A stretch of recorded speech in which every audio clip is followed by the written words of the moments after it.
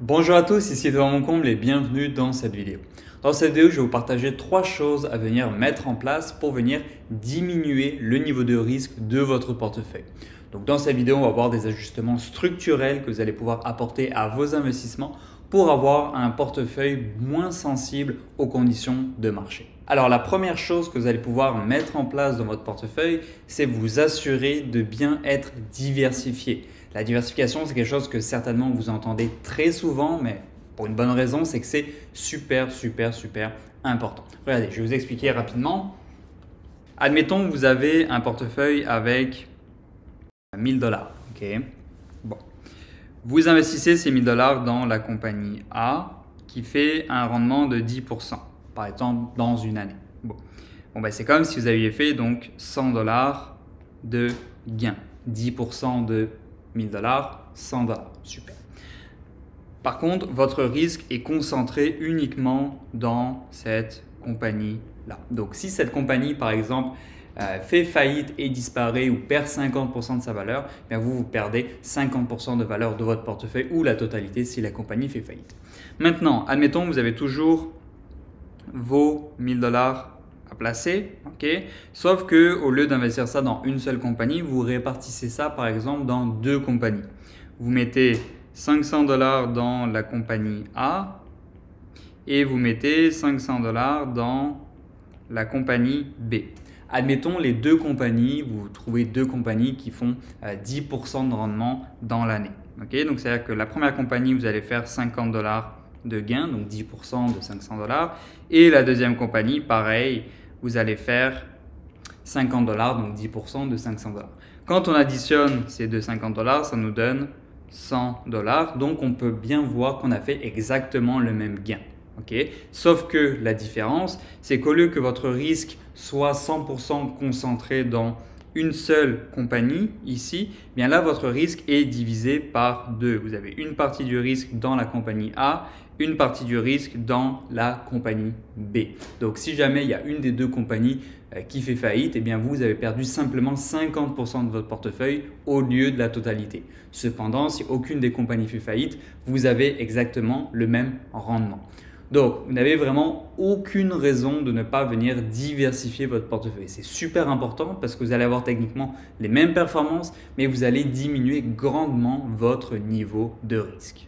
Donc, regardez ici, on a un beau graphique qui nous montre justement cet effet de diversification sur le niveau de risque total de votre portefeuille. Il faut savoir que dans votre portefeuille, vous avez 2 types de risques. Vous avez le risque qui est spécifique à votre portefeuille en fonction des compagnies dans lesquelles vous allez investir. Et vous avez le risque du marché, donc le risque global du système financier, etc. Donc, sans trop entrer en détail, vous pouvez voir ici que si vous avez une seule compagnie dans votre portefeuille, vous avez énormément de risques spécifiques à votre portefeuille, plus le risque du marché au complet. Cependant, quand vous venez donc diversifier votre portefeuille, ne serait-ce que 2, 5 ou 10 compagnies, vous venez réduire grandement le risque qui est spécifique à votre portefeuille. Forcément, votre risque, comme on a vu précédemment, est diversifié dans plusieurs compagnies.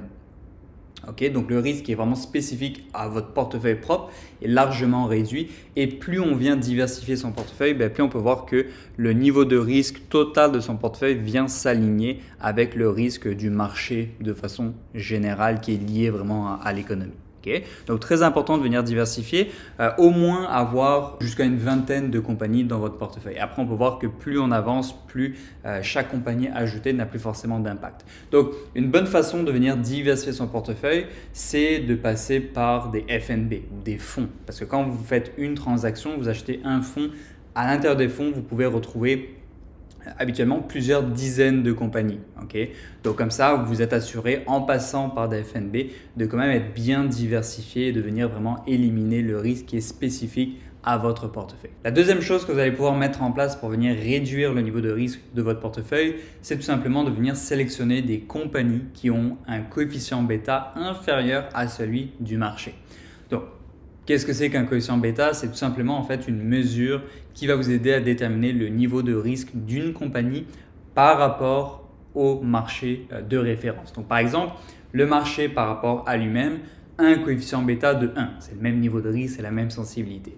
Si vous avez une compagnie qui a un coefficient bêta de 2, ça veut dire que cette compagnie est 2 fois plus risquée que le marché et 2 fois plus sensible que le marché. Donc par exemple, si le marché fait admettons un 10% de rendement, la compagnie fera à peu près 20% de rendement. Okay. À l'inverse, si par exemple le marché est à une moins-value de 10%, peut-être que la compagnie, vu qu'elle est 2 fois plus sensible, sera à moins 20%. Okay. Donc un coefficient bêta qui est supérieur à 1 veut dire que la compagnie est plus risquée et est plus sensible aux variations du marché. Donc ce sera beaucoup plus volatile, des variations, des fluctuations beaucoup plus importantes.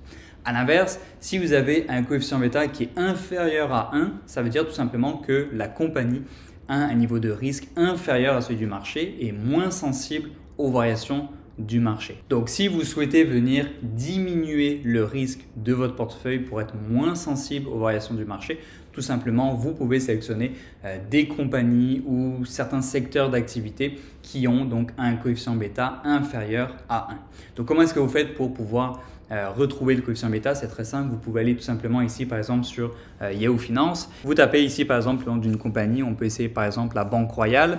Banque Royale, compagnie forcément, une banque très très stable, on peut s'attendre à ce qu'elle soit moins risquée que le marché en général.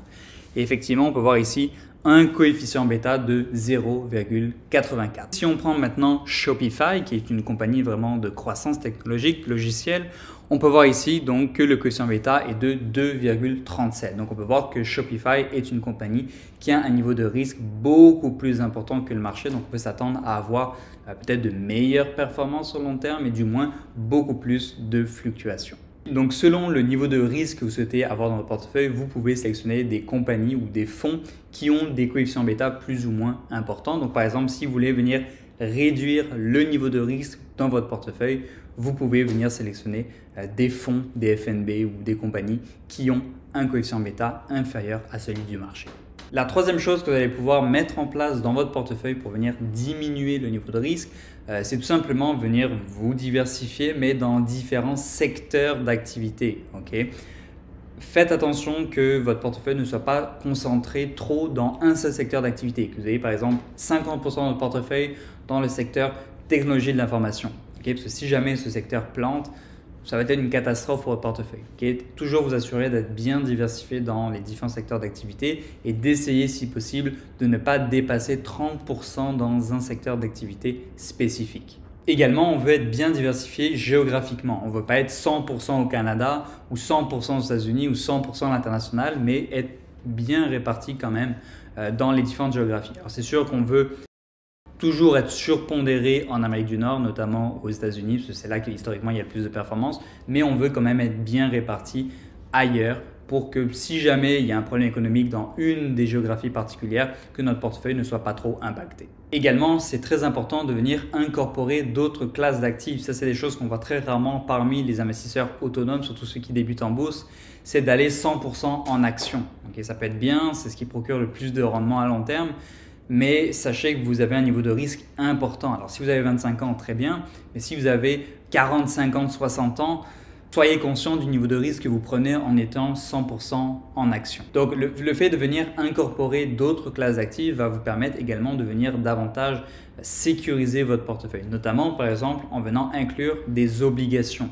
Des obligations, qu'est-ce que c'est une obligation? C'est comme si vous prêtiez de l'argent à une entreprise ou à un gouvernement. Okay? Donc vous prêtez de l'argent et en échange, elle va vous payer des intérêts et par exemple au bout de 5 ans, 10 ans, selon le terme qui est convenu, votre argent va être remboursé.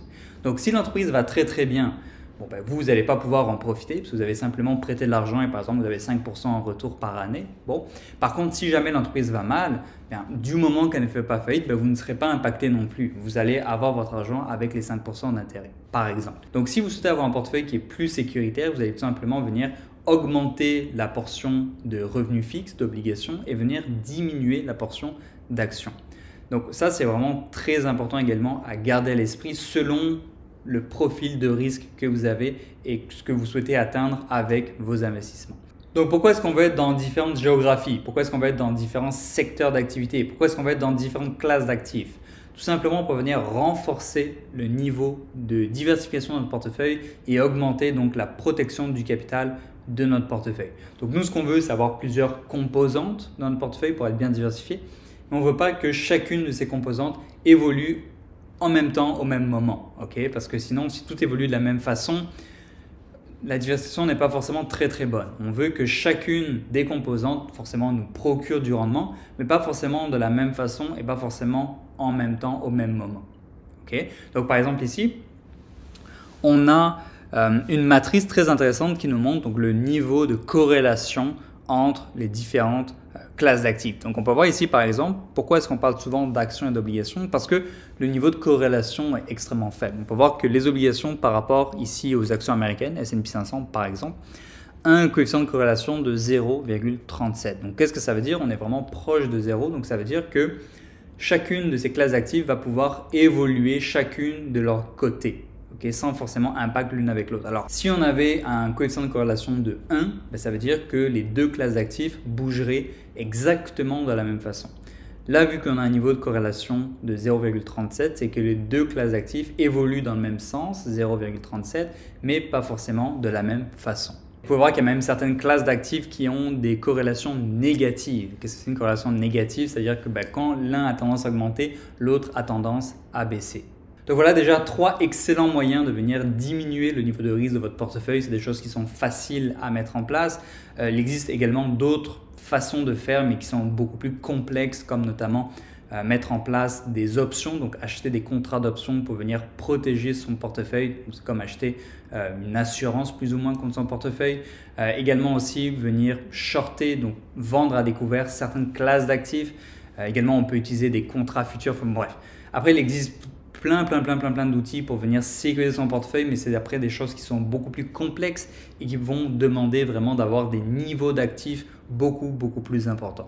Mais déjà, si vous mettez en place les 3 points que j'ai partagés dans cette vidéo, vous aurez déjà vraiment un portefeuille qui serait beaucoup plus optimisé et beaucoup plus sécurisé par rapport aux conditions de marché. Donc voilà, donc j'espère que vous avez aimé cette vidéo. Si vous avez besoin d'aide avec vos placements, vous retrouvez comme d'habitude pas mal de ressources dans la description. Si vous avez des questions, n'hésitez pas à me les poser dans les commentaires. Autrement, likez la vidéo, abonnez-vous et on se retrouve dans la prochaine vidéo.